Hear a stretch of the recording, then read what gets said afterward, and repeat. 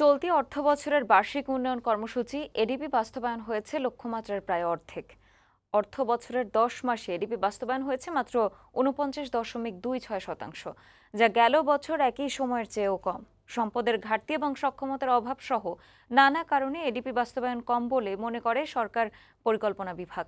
প্রকল্প বাস্তবায়নে জবাবদিহিতা নিশ্চিত করার তাগিদ দেন অর্থনীতিবিদরা। বিউটি সমাদরের প্রতিবেদন। 2023-24 অর্থবছরের 10 মাস তথা বেশিরভাগ সময়ই শেষ হয়ে গেছে, অথচ এই সময়ে বার্ষিক উন্নয়ন কর্মসূচি এডিবির শতকরা 50% বাস্তবায়ন হয়নি। পরিকল্পনা মন্ত্রণালয়ের বাস্তবায়ন পরিবীক্ষণ ও মূল্যায়ন বিভাগ IMEDর তথ্য বলছে, চলতি অর্থবছরের মূল এডিবির আকার ছিল 2,74,674 কোটি টাকা। তাতে প্রকল্প রাখা হয়েছিল 1,647, আর সংশোধিত এডিপিতে খরচ কমিয়ে ধরা হয় 2,54,391 কোটি টাকা। এর মধ্যে গেল 10 মাসে এডিপি বাস্তবায়ন হয়েছে মাত্র 49.26%। গেল অর্থ বছরে এই সময়ে যে হার ছিল 50.33%। 11টি মন্ত্রণালয় এবং বিভাগ বরাদ্দের 20%-এরও কম খরচ করতে পেরেছে।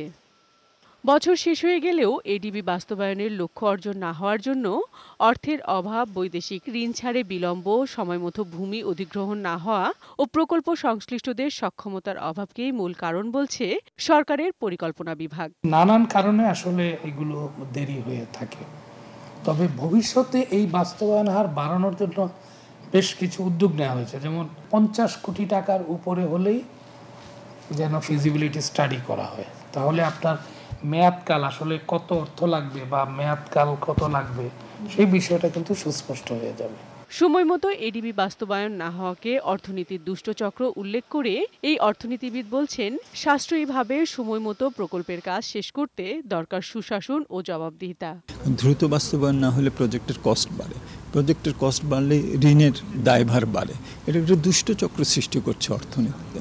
সো এই জায়গাগুলোতে জবাবদিহিতা নিশ্চিত করা, যারা ভালো পারফর্ম করছেন তাদের পুরস্কার করা, যারা পারফর্ম করতে পারছেন না তাদের তিরস্কার করা, এই জায়গাগুলোতে আমাদের অনেক নজর দিতে হবে। পরিকল্পনা মন্ত্রণালয়ের IMED বিভাগকে আরও শক্তিশালী করার পরামর্শও দেন এই অর্থনীতিবিদ।